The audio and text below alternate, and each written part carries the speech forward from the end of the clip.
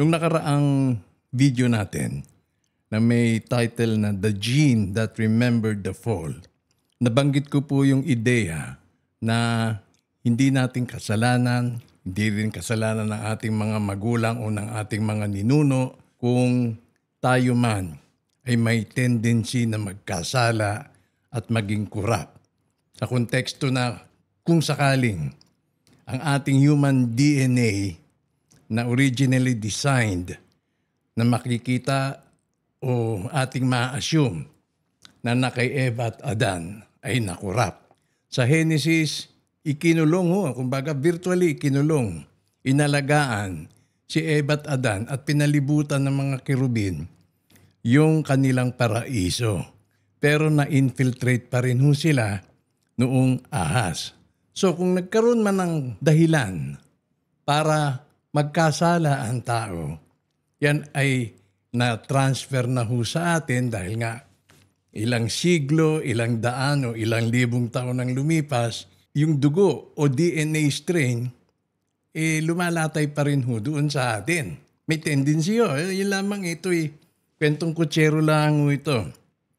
Ngayon, doon ko po napagtanto yung bang konsepto ng original sin. Nasa doktrina yan ng Katolika. Nung ako'y nasa koleyo pa, itinuro yan ng profesor namin tungkol sa original sin. At ang pinagmulan nga ay si Eva at Adan. Ngayon, napakahirap pong maarok kung bakit pati tayo ang nagbabayad. Diba? May katuruan nga ang kasalanan ng ama ay hindi pwedeng maging kasalanan ng anak and vice versa. Pero sa ideya ng original sin, ang pagkakasala ni Eva at Adan ay na-transfer na sa sangkatauhan. Pero hindi mo may paliwanag ng husto o ng wasto o masatisfy yung aking curiosity tungkol doon. Maging ng mga kaklase ko, hindi mo maintindihan paano naging original sin na sa amin wala naman kaming kasalanan. Nagkaroon na kami ng kasalanan dahil nga sa konsepto ng original sin. Now, dito pumasok tila yung kasagutan doon. Ang konsepto ng kasalanan hindi mismo yung kasalanan per se na ginawa ng isang tao o maging pagtatangka o ang paggawa o pag-isip ng masama sa kapwa, kundi yung dahilan kung bakit tayo nagkakasala. Yung original sin na yun ay yung bang pinagmumulan ng ating kasalanan, nagiging cause kung bakit tayo nakakagawa ng kasalanan dahil nga kung wasto. Although naman na hindi na ito mapapatunayan dahil sa mga Nephilim, wala naman sample ng DNA ng Nephilim. Wala namang sample ng DNA ng anak ni anak o yung mga anakim o ng mga titans. Wala akong sample Paano madidetermina na corrupted nga yung ating DNA? At paano naman masasabing may halong alien yung ating DNA? Wala naman silang sample nung original. So, pagpalagay na natin tayo ay nahaluan nga. Nangangahulugan na yung punla o yung seed ay corrupted. Versus doon sa original design ng Panginoon, nandoon ay kanyang ibinigay kay Eva at Adan. Dahil nga sa corruptible ang mga human being. Hindi natin kasalanan, again, dahil yan ay nananalatay sa ating genes. So, paano ba itong original sin?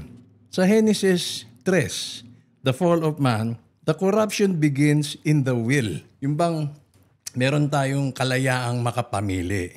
Nagkaroon po ng kalayaang makapamili si Eva at Adan nang sila ay tumikim ng tinatawag na bunga. Hindi man sana so. Ang unang kasalanan ay hindi laman. Hindi sa laman, kundi rebellion ng kalooban. Ang seed o punla ay maaaring espiritual. Kumbaga ang kakayahan ng tao na magpasya laban sa kagustuhan ng Diyos. So meron pong tinatawag na free will freedom of choice. Nang kumain sina Eva at Adan doon sa pinagbabawal na bunga, nagbukas ang kamalayan nila.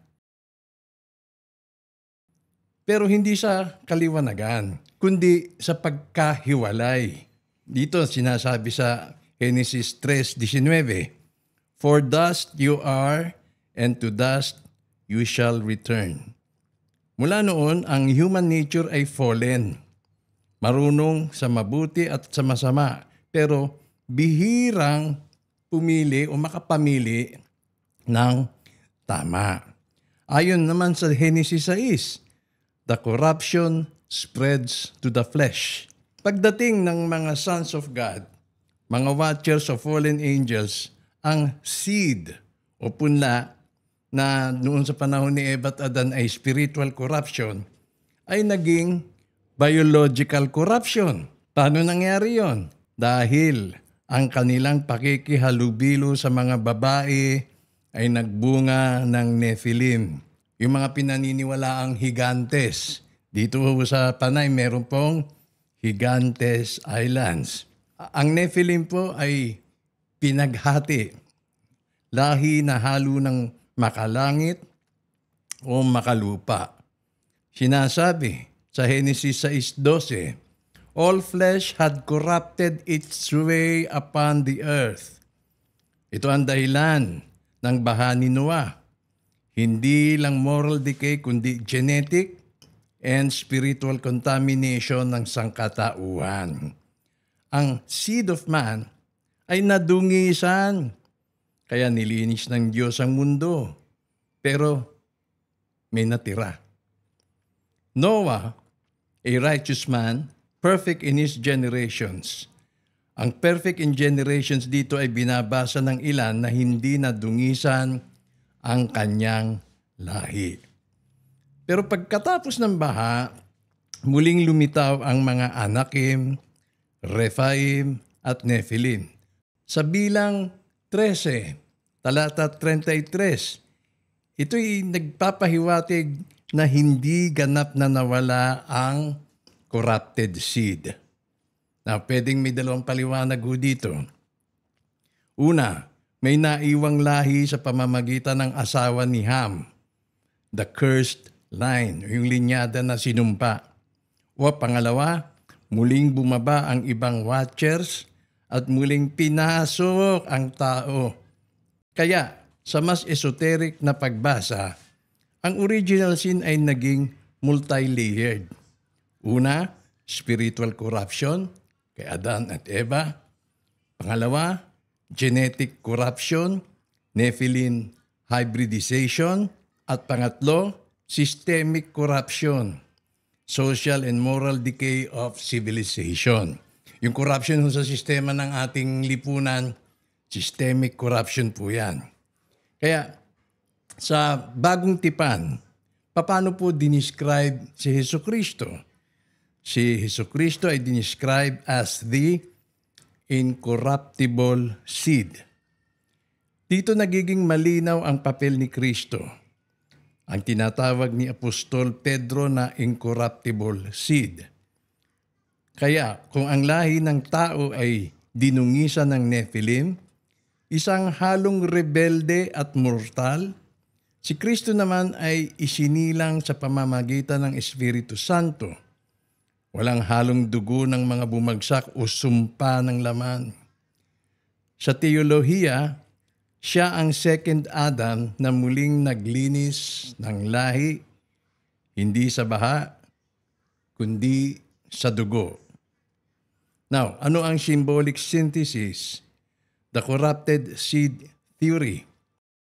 Sa ganitong pagbasa, original sin is equivalent to the infection of rebellion in the human will.